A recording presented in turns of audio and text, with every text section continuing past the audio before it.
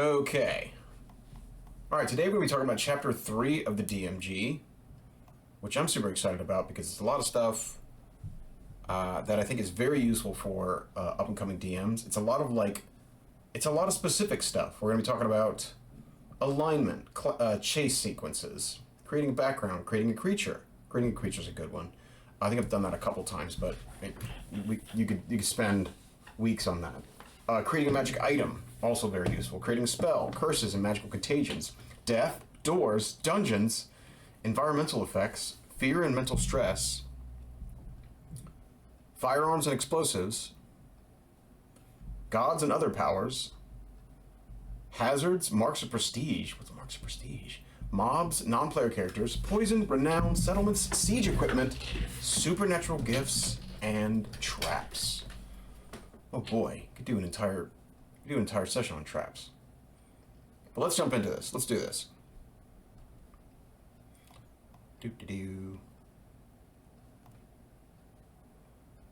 All right, here we go.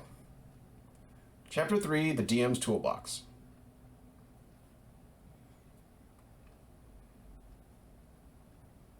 Okay. What do we have here? We have a gorgeous, oh my god, an enormous blob of annihilation. Blob of Annihilation attacks Sharn, the city of towers in the world of Everon. That's very cool. Look at all these cool blimps going to try and stop it. Or maybe they're running away. Looks like they're running away. Whereas Chapter 1 and 2 teach the essentials of being a Dungeon Master, this chapter provides advice on topics that can surface as you prepare or run a D&D game session, as well as rules for adventure elements ranging from chases and doors to traps. It also includes guidance on creating new backgrounds, creatures, magic items, and spells to amuse your players. As described in the Player's Handbook, alignment. All right, so we start with alignment because it's all alphabetical, and it's kind of just a random everything in the DM's toolbox that you could use in a game. You don't have to play with these, but a lot of these are useful. So alignment. Right away, we start off with alignment. Alignment is a role-playing tool. It's a quick way to describe a creature's moral and ethical orientation. That's right. It's not a land map for personalities.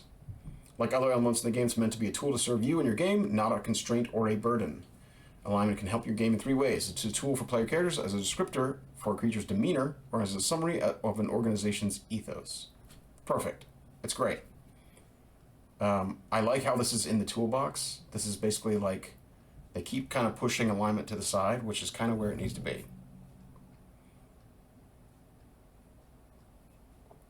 Character alignment. Big things. Actions indicate alignment. A character might think they're good and profess to believe that senseless slaughter is wrong, but if that character repeatedly engages in senseless slaughter, the character's beliefs aren't what they profess. Yep, it's not what you say, it's what you do, right? Although I would say, like, if you're, a big thing is if you're trying to act according to your moral ethos, that might be the more important thing. It just depends on your DM, depends on how much alignment is important. Good and evil can cooperate. This one's important. I haven't seen this one before. Good and evil characters can share common goals, although they're likely to use different tactics to pursue those goals. Imagine 2 characters, one lawful good, the other lawful evil, who are both dedicated to stopping monsters from preying on the people of their city. The lawful evil character is willing to employ methods such as bribing or threatening potential witnesses that the lawful good character isn't. When good and evil aligned adventurers coexist in the same party, they're likely to have disagreements as the campaign unfolds. Many players enjoy role-playing such conflicts, but see ensuring fun for all in Chapter 1 if you run into trouble with evil characters played in a disruptive way. This could lead to a lot of great roleplay, like really, really fun roleplay, but it can be problematic, right? Planes and alignment. The outer planes are realms where alignment manifests in reality. When creatures explore the outer planes, they can experience those realms differently depending on their alignment. They don't really go. I wonder if one of the other chapters goes into, like, realm space. I'm sure they do. Monster alignment. Starting attitude. A creature's alignment can help determine the creature's attitude and encounter. Chaotic evil monster is likely to be hostile, whereas a lawful one is more likely to have a friendly attitude, ready to help those in need. Personality. Then it goes into personality traits, which is different than alignment. Right. Okay. Organizational ethos. It can be useful to assign an alignment to an organization, including a faction, a guild, or a nation, to describe its ethos. This can help you decide how groups interact with each other. An organization's ethos doesn't dictate the alignment of its members or even the alignment of its leaders. In fact, a stark difference between a society's ethos and the alignment of its leadership can generate interesting material for adventure.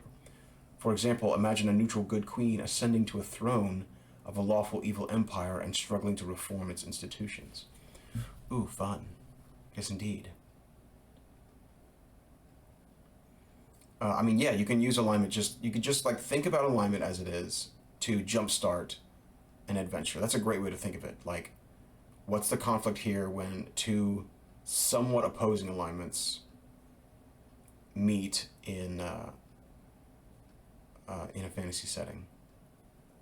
An exciting chase nears its conclusion. Right. So these are alphabetical. So we go from alignment to chases because why not? It's just the DM's toolbox. It's just all over the place. So chase sequences. I love chase sequences. If you go back and watch season 1, episode 1 of Planescapers, our first episode, it starts with a chase sequence. And I think I've read a bit of this chapter. I think it uses a lot of, or at least we just kind of, started hitting the same beats. Okay, beginning a chase. Chase requires at least quarry and at least one pursuer. Any participants not already in initiative must roll initiative as the chase begins. Determine the starting distance between the quarry and the pursuers. Track the distance between them and designate the pursuer closest to the quarry as the lead. The lead pursuer might change from round to round. Okay. Participants in the chase are strongly motivated to take the dash action every round. Interesting. So this is a mechanical incentive to take the dash. Pursuers who stop to cast spells and make attack run the risk of losing their quarry, and a quarry that doesn't take the dash action is likely to be caught. Okay. Okay, here we get some mechanics. A chase participant can take the dash action a number of times equal to 3 plus its con modifier. Interesting. That's a hard limitation, right? If your con mod as an NPC or as a PC is 1, you can only dash 4 times. You can go 240 feet before you have to take a breather, essentially. Which is what? I mean, that's roughly a third of a football field, right? Somewhere around there. Each additional dash it takes during the chase requires the character to succeed on DC 10 con save or gain 1 exhaustion level. Oof. Remember, exhaustion, if we hover over it, doesn't go away until you take a long rest. So exhaustion's rough. You get a -2 to every D20. It's not -1, it's -2. It's rough.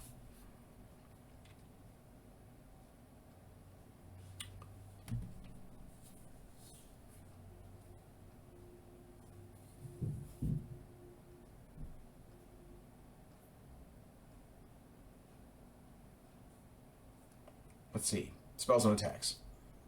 A chase participant can make attacks and cast spells against other creatures within range. Chase participants can't normally make opportunity attacks against each other since they're all assumed to be moving in the same direction at the same time. However, participants can still be the targets of opportunity attacks from creatures not participating in the chase. For example, adventurers who chase a thief past a gang of ruffians might provoke attacks of opportunity from the ruffians. So this is another mechanical thing. If you're in a chase, you don't provoke attacks of opportunity. Like if you dash up to somebody, you don't then provoke. When once ending the chase stops when one or the other stops. Okay. You might get advantage or disadvantage if you're able to hide. Cool.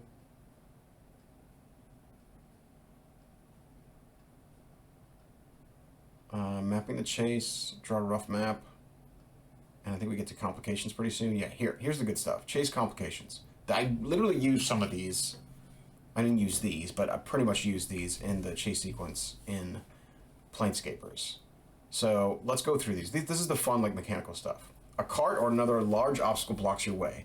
Make a DC 10 dex saving throw to get past the obstacle. On a failed save, the obstacle counts as 10 feet of difficult terrain for you. Cool.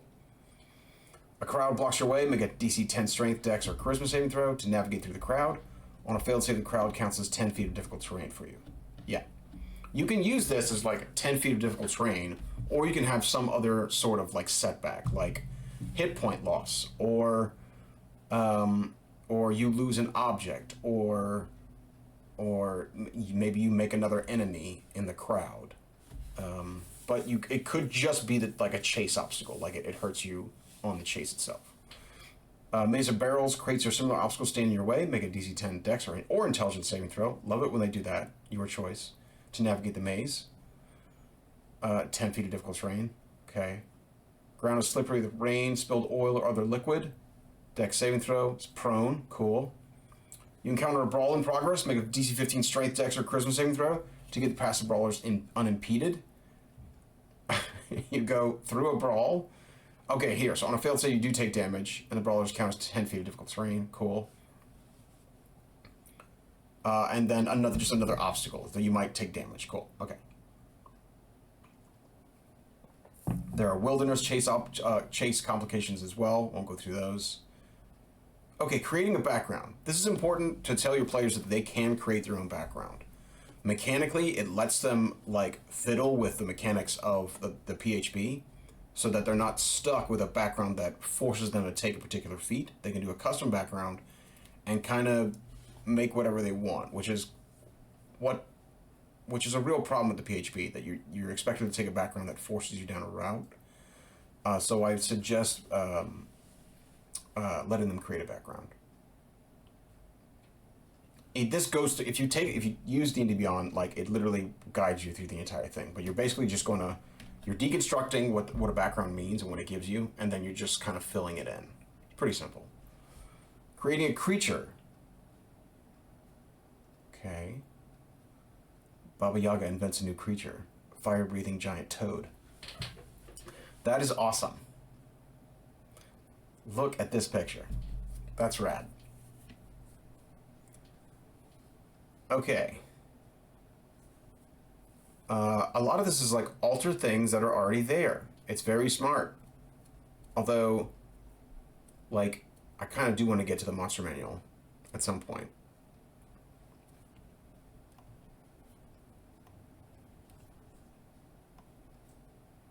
Okay. Because the monster manual will change how we consider these things. Because it's going to be very different. I'm hearing a lot of great stuff about it. A lot of awesome, amazing things about the monster manual.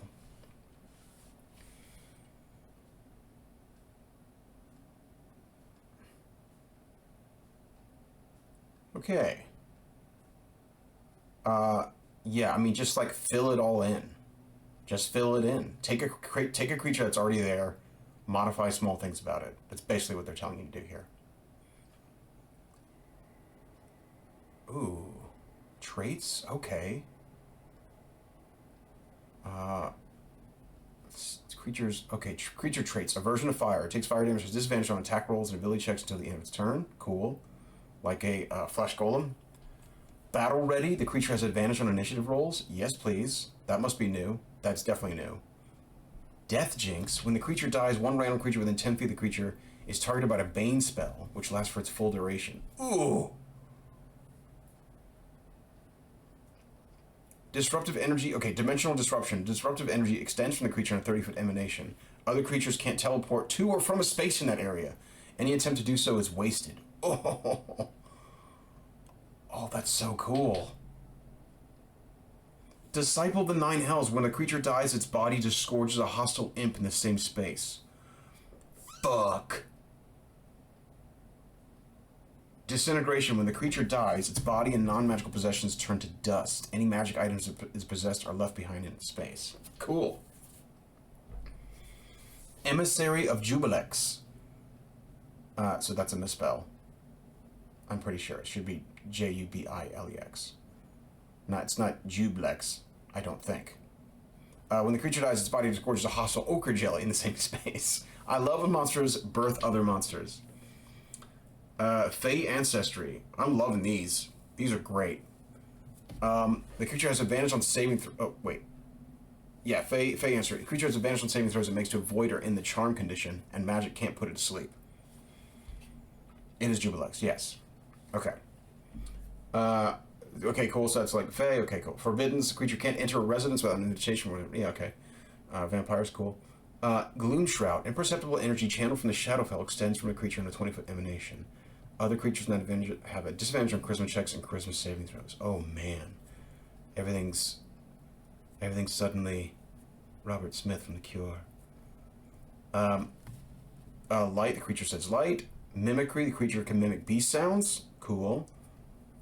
Poison tolerant. I tolerate poisons. Creature has advantage on saving throws it makes to avoid or end the poison condition. Very specific. It's not about taking poison damage. It's just about ending the poison condition. Resonant connection? These are all fascinating. The creature has a supernatural connection to another creature or object and knows the most direct route to it, provided the two are within 1 mile of each other. Cool. Siege Monster, we know that one. Slad Host. Slad tab hole burst out. Awesome.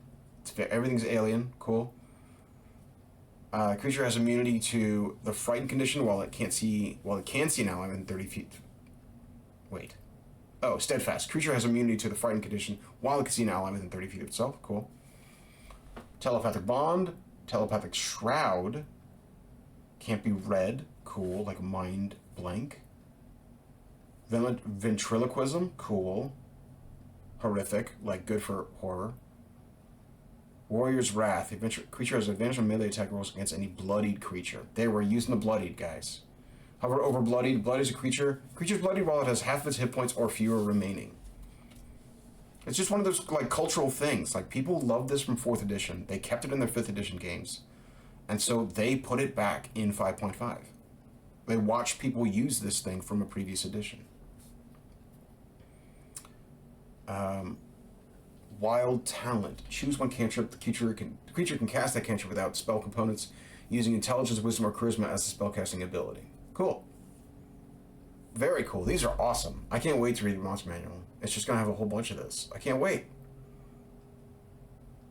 Okay, creating a magic item. It goes right into modifying a magic item, which is how you should do it. You should take a magic item that's already there and modify it.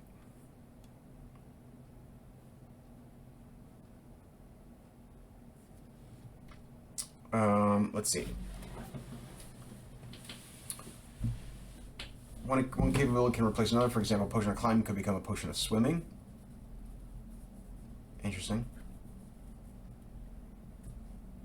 Altered form, altered damage types. Cool. Oh, okay, they're telling... Okay. Flame Tongue Sword could deal lightning damage instead of fire damage. Cool. Yeah. Cool. Just like make it a different thing. Combining items. Combining items is a good solution to having too few attunement slots. Start making items that are so powerful they're basically 2 items in one. It's a quick fix to if your players are strapped with attunement items. Creating a new item. Oh, cool. This is interesting. Max spell level gives you the rarity. Interesting.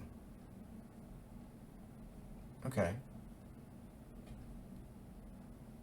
I mean, I think this is actually a bit...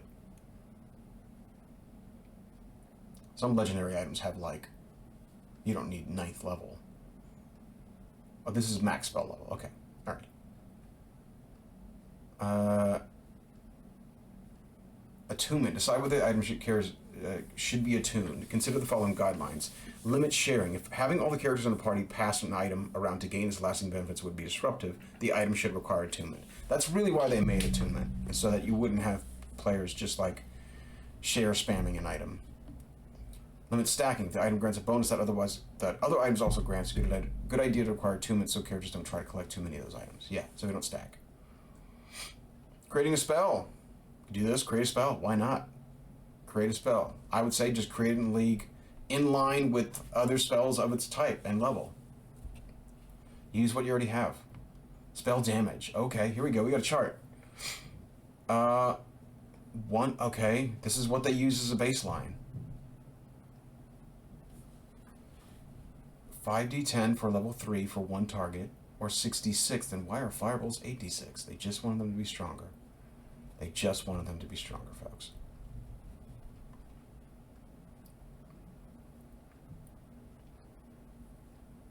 Here we go, curses. Alright, let's do curses.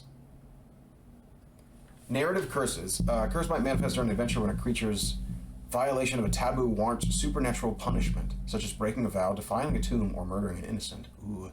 Such a curse can have an effective design, or it might be a customized version of another type of curse discussed in this section. This is interesting. How a spell like Remove Curse affects that curse. That's part of your adventure is up to you. The spell might merely suppress the effects of a curse for a time. Interesting. Demonic possession. Ooh. Magical contagions.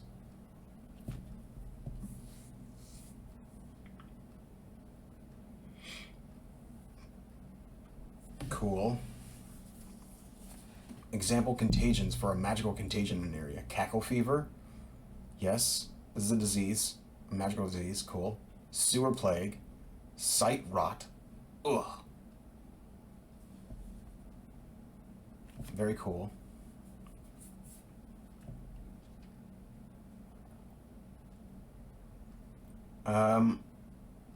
Let's see here. Death. Let's talk about death, guys. Let's talk about death. Adventures involve risk with consequences that can be as catastrophic as the death of a single character or an entire group. Given the degree to which players get attached to their characters, character death can be an emotionally charged situation. It might even be hard for some players, so it's worth having a conversation about how to handle deaths at the start of a new game. Make sure your players know you're being fair. Don't cheat in the monster's favor. Yes, rolling dice in front of the players when the situation is especially deadly is one way to communicate that you're not cheating in the monster's favor or singling out a single character for punishment. I suggest you just roll always in front of the players. Just do it in front of the players. It's a game.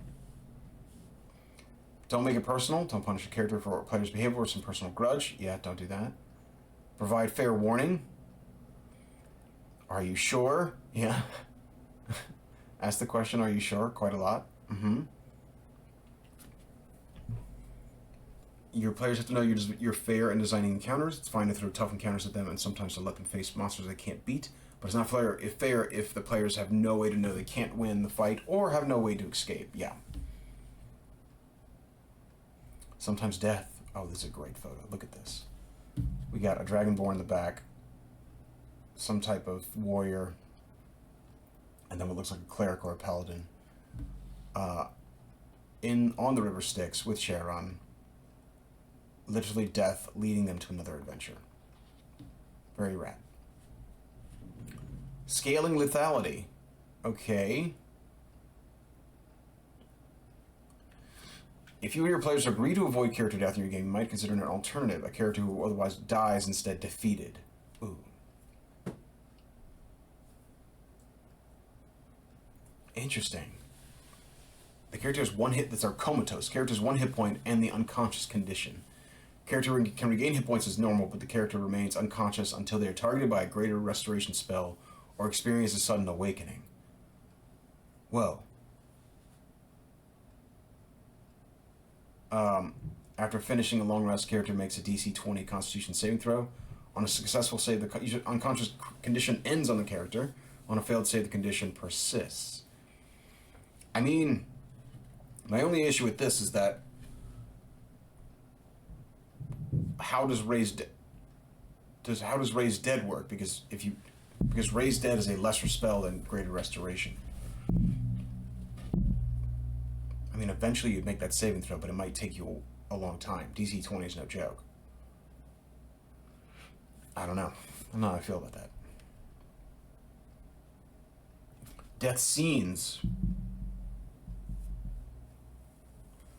Prompt some role-playing along with each death save. Describe a memory that surfaces in the character's mind while hovering near death.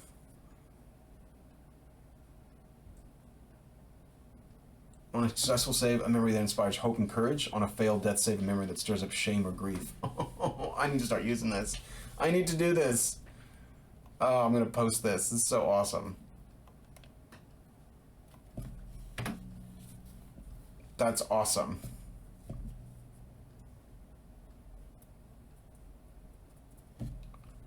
You can also reward a player who describes a memory or something else occupying the dying character's thoughts with advantage on the death save. Oh, that's a good idea. This is a great idea.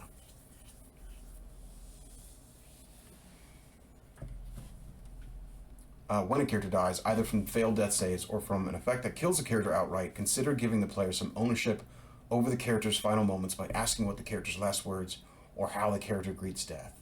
Yes, please. Dealing with death. When a character dies, consult the players to decide what happens next. Some players are perfectly happy to make new characters, especially when they're eager to try out new options. A new party member should start at the same level as other characters in the party and have gear of similar value. Yeah, I agree.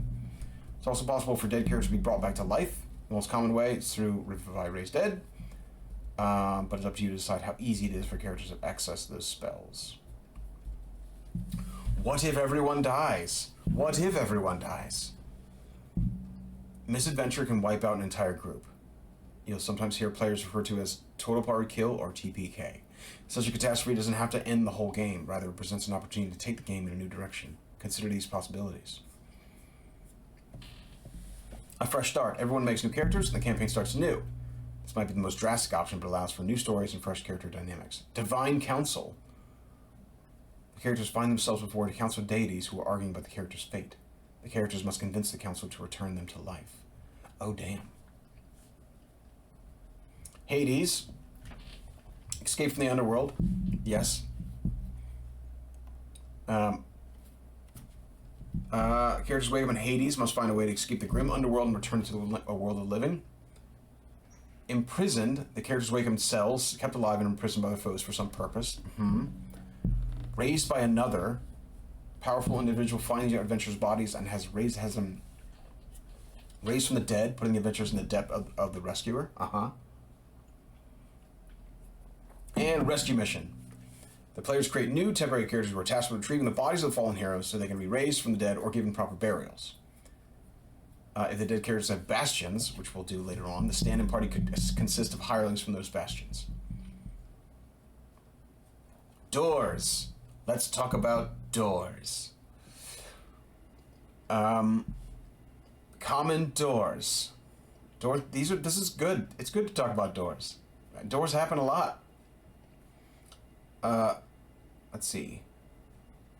Utilize action. Force open a door that's barred or locked. Here's some mechanics we have. Glass door AC 13. AC 13 sounds pretty high for a glass door.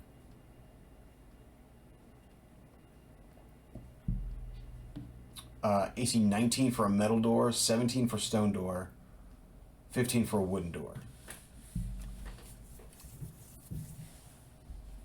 Okay.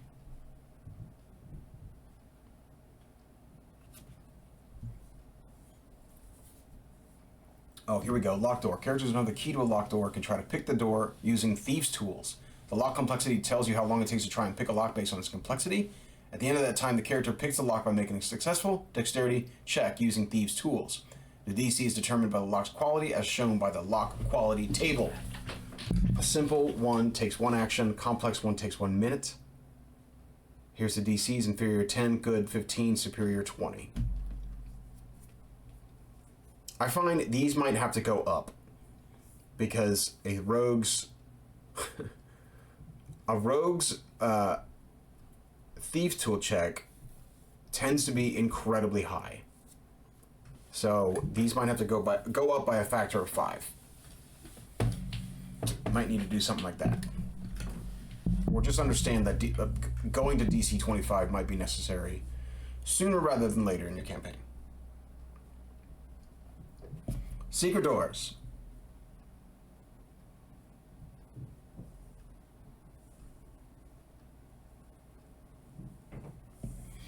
I mean, this gets into like my views on perception investigation, but just remember that you can also, typically with perception investigation, you can also retry, unless you don't want to have retry mechanics, but you can use retry mechanics to take as much time as you want to try and get a 20.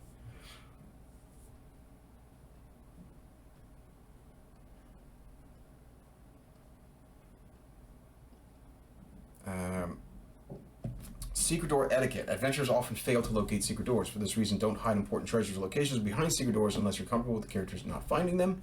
And don't risk letting your adventures grind to a halt because the only path forward is hidden behind a secret door. I agree. Yes, don't put essential stuff behind secret doors. Just don't do that. Portcullises. Cool. DC's Iron DC 20 with DC 15. Cool.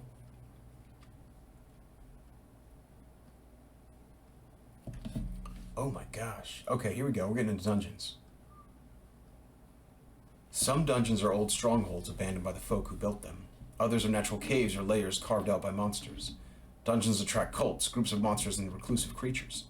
Because of their varied origins and purposes, dungeons have a range of distinctive qualities. For example, a dungeon that serves as a stronghold for hobgoblin soldiers has a different mood and features than an ancient temple inhabited by the Yuan Ti. Dungeon quirks. Built in a volcano. Built atop a cloud. Carved to a sheer cliff face. Floating on the sea. Entrance concealed behind a waterfall. I've used that one probably 20 times now. Intended as a tomb. On an island in an underground sea. Wait. Okay, gotcha. Okay. Cool. Oh, these pictures are just great.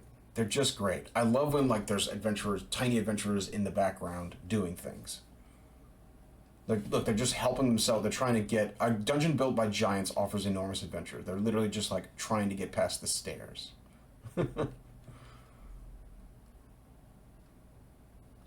Very cool. Okay, let's see. Three-dimensional layout, multiple pathways. As you draw your map, keep the following in mind. Asymmetry. This is big. Oh god, I love how they put that. Asymmetrical rooms and map layouts make a dungeon interesting and unpredictable. Yeah, you want asymmetry. You don't want symmetry. Unless it's pristine. If it's a pristine dungeon or a pristine temple, maybe it is pristine. Or maybe it is asymmetrical. Maybe it was meant to be symmetrical, but something has happened. Three-dimensional layout. Yes, indeed. Multiple pathways. Multiple entrances and exits. If you can, please. Wear and tear.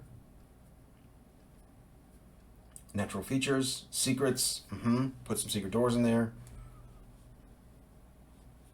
Designing dungeon rooms. Ceiling support. Decoration. Exits. Crypts, guard posts, living quarters, natural subterranean areas, shrines, vaults, work areas.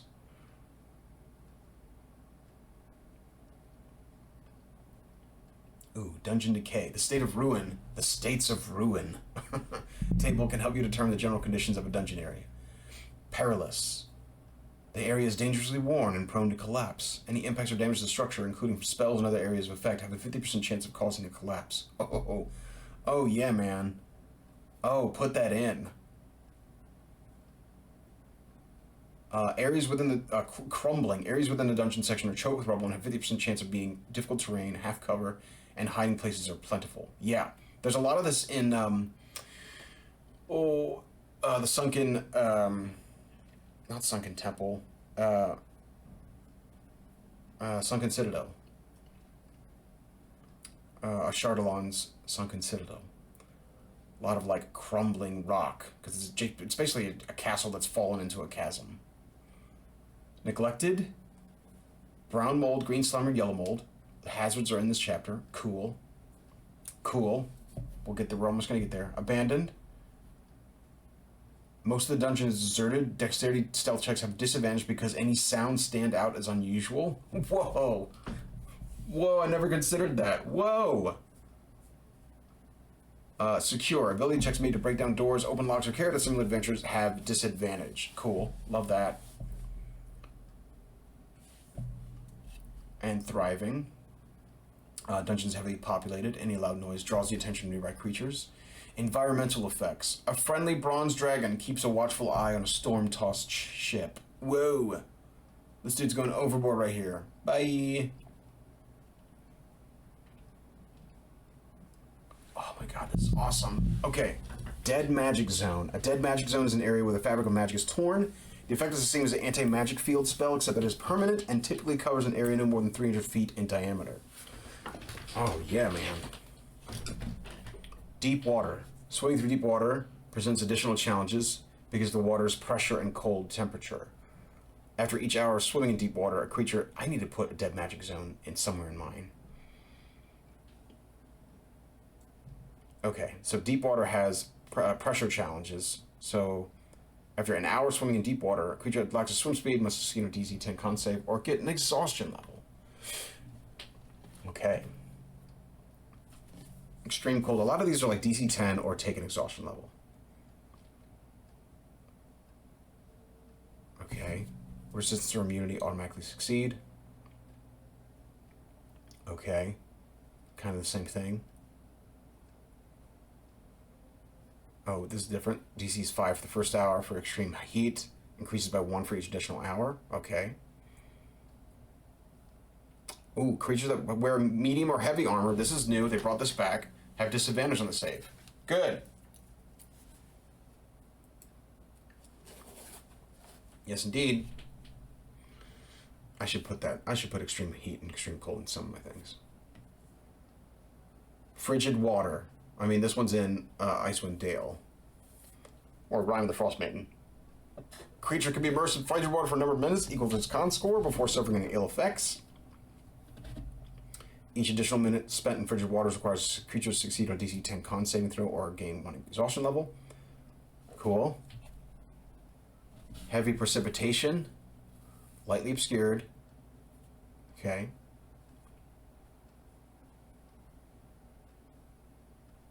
Oh, and then they give you all these planar effects. These are very cool. I've read through these. They're very cool. Acheronian Bloodlust. Arcadian Vitality. On the plane of Arcadia and regions where its influence is felt, creatures benefit from supernatural vitality, which grants them immunity to the frightened and poisoned conditions. Cool. Blessed Beneficence on Mount Celestia. You get blessed as long as you are not a fiend or undead. Gehennan Cruelty. Ooh. The Winds of Pandemonium. The winds themselves make you exhausted. Awesome.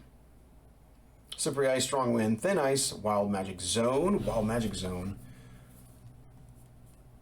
When a creature expends a spell slot to cast a spell in a Wild Magic Zone, roll 1d20. If you roll a 20 on the die, roll in the Wild Magic Surge to create the magical effect. Wonderful. Wonderful. I'm definitely putting that in some of my places. Definitely putting that.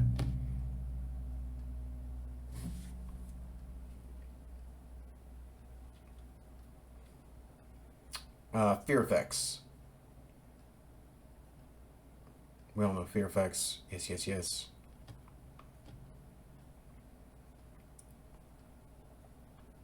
Mental stress. Ooh, cool. You might gain...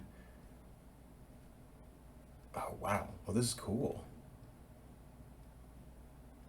Short-term effects have frightened, incapacity, or stun condition for minutes. Oh, boy. Oh, yeah.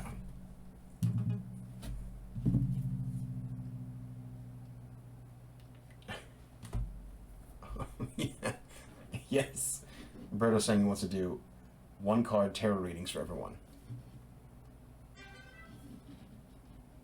Yes, please. Can you please do that? That sounds awesome. Sorry, I'm blowing up right now. Okay. Oh my god. I need to add this into my game. I need to write some of these down. This is insane. A lot of these are just really fun. What did I say? What did I say I want to add to my game? Wild Magic Surge.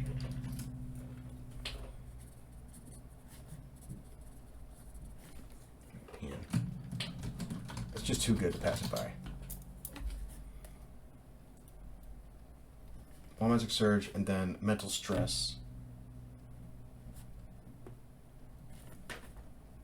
And then possibly I want to add in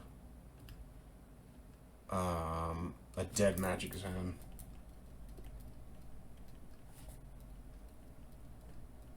Where literally you just can't, your magic just doesn't work. Love that.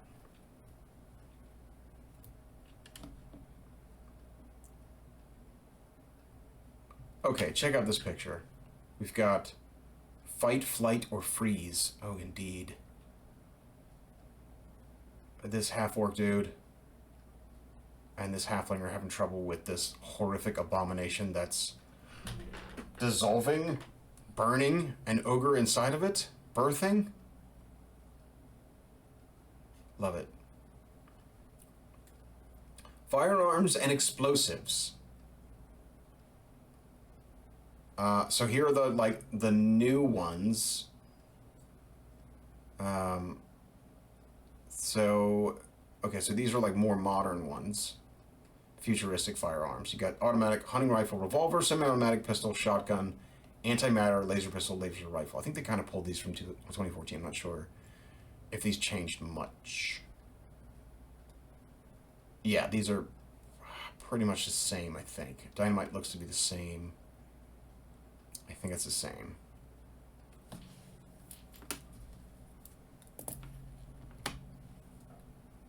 Okay. Grenades, excellent. Alien technologies, indeed. Divine rank, cool. If you're building a pantheon, you might want to use this. I don't recommend building your own pantheon. I mean, for fun, yes, but it's so much work, you might as well use other people's pantheons. It's likely the pantheon you create will be very similar to another one, so you might as well just use the one that's already been done.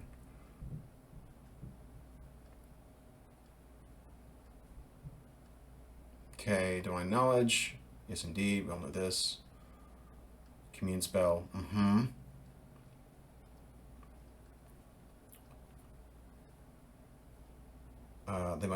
God might bestow a blessing, supernatural gifts in this chapter. Okay, that's down here. Cool. Creating religions. Awesome. You can definitely do this. You can definitely build your own pantheon. But in chapter 5, they're going to go over the pantheon, so you don't really have to do this. Hazards. Okay. Okay. Here's some more hazards, though. Brown mold. Cool. Fireball fungus. What the hell is fireball fungus? A fireball fungus is a small, inanimate mushroom that can grow anywhere fungi are found in abundance. Its luminous orange cap sheds bright light. 15 foot, dim light for additional 15. AC 10, HP 6, immunity psychic. When it drops to 0 hit points, a fungus explodes as if it were a fireball. Oh. The explosion of a fireball fungus causes other fireball fungi in the area to explode as well. Oh, God.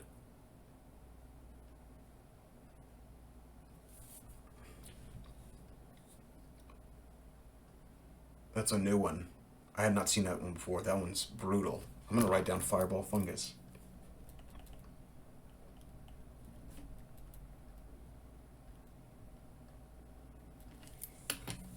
That's nasty.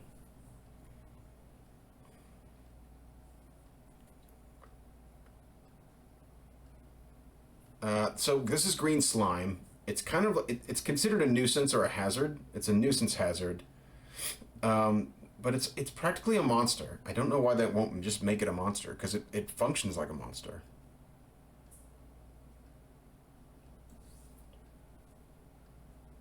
Inferno. Ooh, God, it's just fire. Poisonous gas. Rough. Quicksand pit. Razor vine. Razor vine's just straight up taken from Planescape.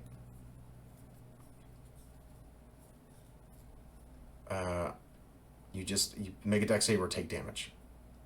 River Styx. Oh, cool. These are new. Some of these are awesome. River Styx courses through the lower planes. Tasting or touching its waters can shatter a creature's intellect and personality, as well as strip away its memories. Certain fiends are immune to the river's effects. Let's see. On a failed save, DC 20 intelligence save. This is level for levels 11 through 16. Creature takes 3d12 psychic damage and can't cast spells or take the magic action for 30 days. What? You need greater rest, will, a heal, or wish. Oh boy.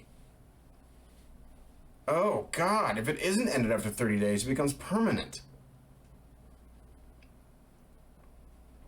Don't swim in the river Styx, y'all.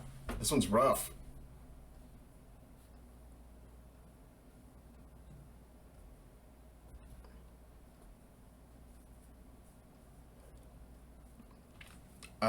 Rock Slide, nasty. Vicious Vine.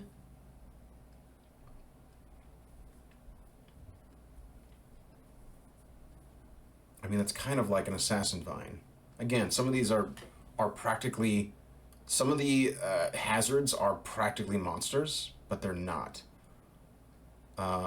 Webs, okay. What are we doing for webs? Difficult terrain. Must succeed DC 12 dex save or have the strain condition. You can, as an action, get out. Okay. Yellow mold. It's nasty. All right, marks of prestige. What are we doing here?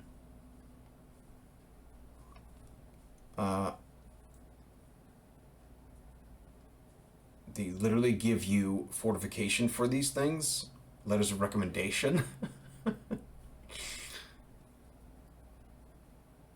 Oh, grant you access to NPCs whom they otherwise have trouble meeting, such as a duke, duchess, viceroy, or a monarch. Cool.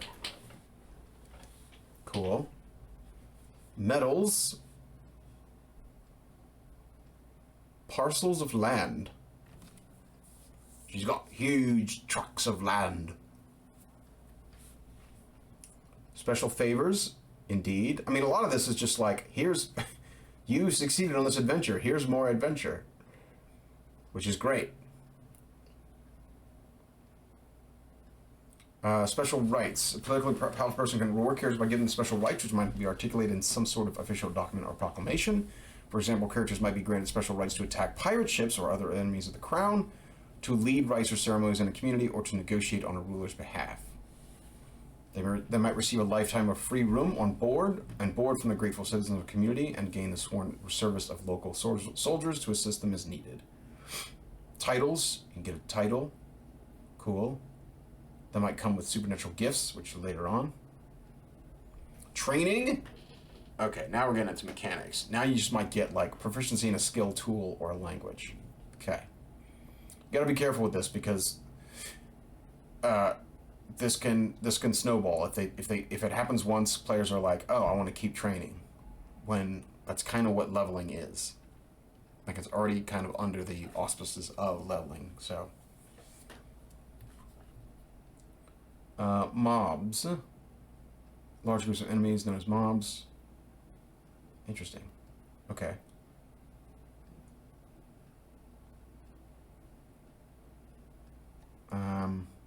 Oh, if you're doing like a big group of them, okay.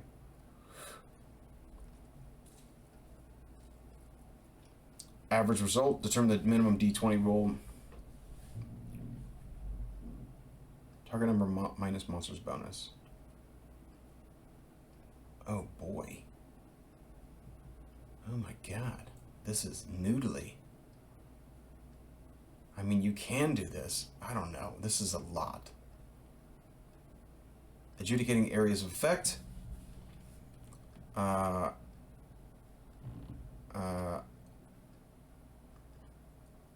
interesting. Okay. Okay.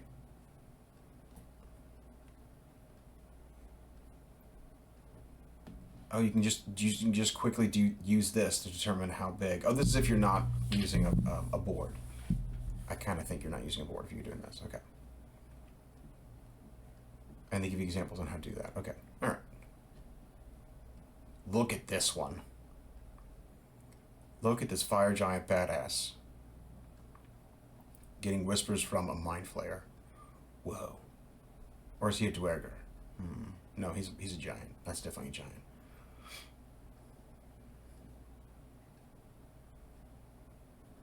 They give you, okay, I looked at this before. They give you common names, just some straight Common first names with some surnames. Very cool. Guttural names. I love how they're doing this. They're not saying like dwarf names, they're just saying guttural names. Your dwarves might be guttural, or maybe they're more common. Or maybe your elves use lyrical names, like Dwermer Meliamne, or Caleth Silverfrond. Or maybe they're not. Maybe your elves are more guttural in your world. Maybe an elf name is Gruna Shamog. Monosyllabic names? Yes, indeed. Sinister names? Thaltus will dispel. Valcora Zendros. Mothos Kilraven. Whimsical names? Fiddlesticks Scramblewise. Pumpkin Tallgrass.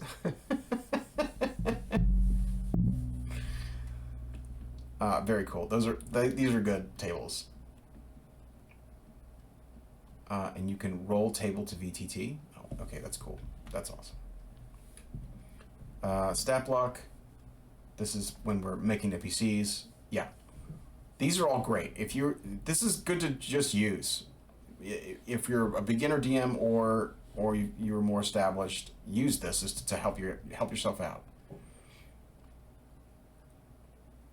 Sometimes all you need for an NPC is just like one or two things. He's got a scar. He's got a personality quirk. He's got,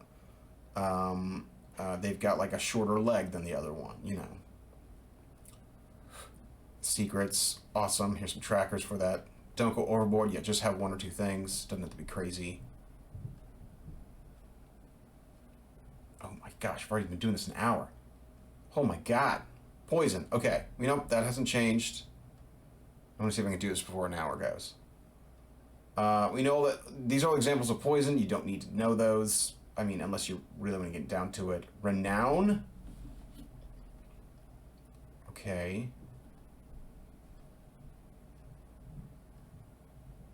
What do we do with renown?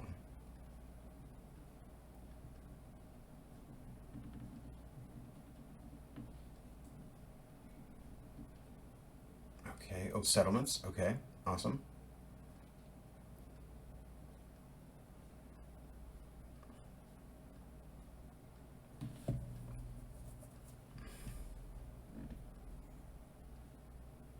Defining traits of a settlement, cool. I would use this as well. This is badass. Claims to fame, cool. Current calamities, This is just like adventure hooks. A prophecy of doom that has residents on edge. Awesome. That's a whole campaign right there. Monsters attack anyone who approaches or leaves a settlement. I'm using that one in Mossdale. A natural disaster threatens a settlement. The settlement is under siege. Tavern names? The Wandering Goat. The Barrel and Crow. The Leering Stag. The Laughing Demon. The Witch. And the Pegasus. Random shops? Cool. Siege equipment? Okay, we got... Oh my god, some of these are badass. Some of these... Oh my god, look at this trebuchet. Oh my god. Supernatural gifts. These are used a lot in Chult. You can use these a lot. Blessings. Oh, they got some more. Oh, these are awesome. These are like high-level things, though. Blessings are pretty high level. Charms are not so much. Charms are lower level because you can only use them once or twice. They're great. Super great. Traps, excellent. Then we get into traps. I think we've done a whole talk on traps. Okay, before I go, I do want to talk, because I did say I was going to talk about it. The new monster manual is coming out. I don't want to say too much because I'm going to do a whole video on the monster manual. But essentially, there's some drama with the monster manual because orcs are not in it. Let me give my take on it. You're going to be fine. Everyone's going to be fine. The people complaining about orcs need to take a breather. Here's the deal. If it's that much of a problem, just go back to the 2014 and use the orcs from there. if you can't do that, if you can't be bothered to do that, use some of the NPCs that they give you at the back end of the Monster Manual in 2024, like Tough oh, I don't know them. I don't have it in my hands, but there's a couple other ones you can use for Orc. The reason they're doing that, I think, is because they have a design philosophy of species versus race, and they want to separate what players play as versus what the DM uses, because it's cleaner that way, as opposed to the players are playing orcs and it looks like you're fighting a lot of orcs. This is odd. I think that's where they're going with it, although, you know, you do fight a lot of humanoid. You do fight a lot of humanoids in D&D, but I would say they're just stepping back from it because I just don't think it works anymore. I think a lot of players don't find it. It comes with its own problematic baggage, and so they just rather like step away from it because there's infinite other monsters to play with. So I don't think it's that big of a deal. I can't wait to read the Monster Manual when it does come out in a little bit. I'm still looking for a physical copy of all of them, but I'll get them. I'll get them soon enough. Yeah. But that does it. That's the end of Chapter 3, DM's Toolbox. This is just like a hodgepodge of all these things you can use in your D&D game. I recommend using them. I'm not going to go over traps because a lot of those I will be using.